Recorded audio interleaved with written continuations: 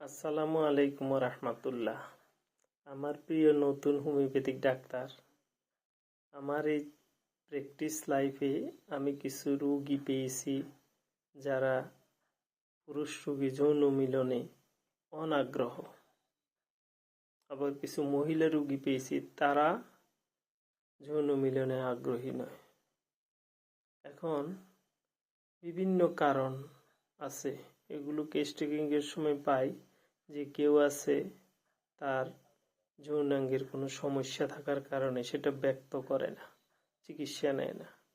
কারো যৌনাঙ্গে ইনফেকশন হলে, কারো মহিলাদের যৌনাঙ্গ শুষ্ক হলে ব্যথা পায়।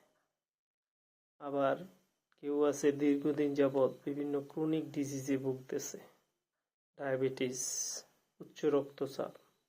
কেউ আছে মানসিক বিতৃষ্ণায় ভুগতেছে, ডিপ্রেশনে ভুগতেছে, সেই সময় ক্ষেত্রে হয়। আবার নববিবাহিত দম্পতিদের মধ্যে পাই তাদের ধর্মীয় কুসংস্কার, ধর্মীয় জ্ঞান যথাযথ না থাকায় অজ্ঞতাবশত এটাকে পাপ কাজ মনে করে, এটাকে তারা ভালো চোখে নেয় না, ভালো দৃষ্টিতে নেয় না। এইসব দেখেছি। আরও আছে, এই সমস্ত কারণগুলো পাওয়া যায় না, একবার আননোন এটিওলজি, কেস টেকিং করেও কিছু পাবে না, সকল কিছু ঠিক আছে। তারপরও কোনো এক পক্ষের এই সমস্যার কারণে অপর পক্ষ কষ্ট ভোগে। এটা একটা নৈমিত্তিক আল্লাহর রহমতে একটা সুন্দর এবং স্বাভাবিক কাজ, সেটাকে তারা ধারণাবশত ভুল ধারণা নিয়ে বসে থাকা।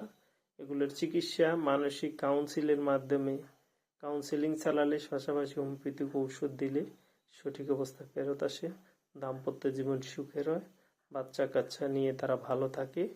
ওষুধগুলো কোথা থেকে দেই চলো সেখানে।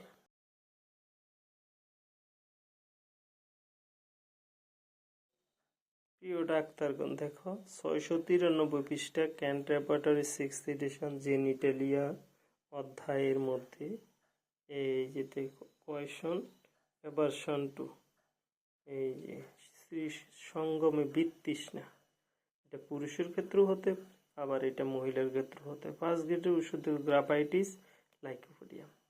সেকেন্ড গ্রেডের ওষুধ দেখো এই যে রডোডেনড্রন আর সুরিনাম।